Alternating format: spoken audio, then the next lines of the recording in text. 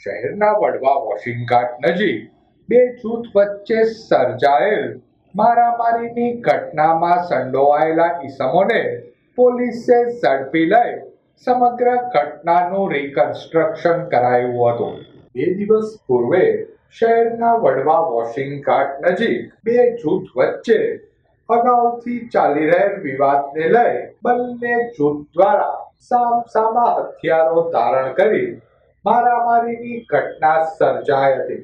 લીંબાગ પોલીસે તાત્કાલિક કાર્યવાહી કરી આરોપીઓને રાઉન્ડ અપ કરી અઘટિત ઘટના બનતા અટકાવી હતી.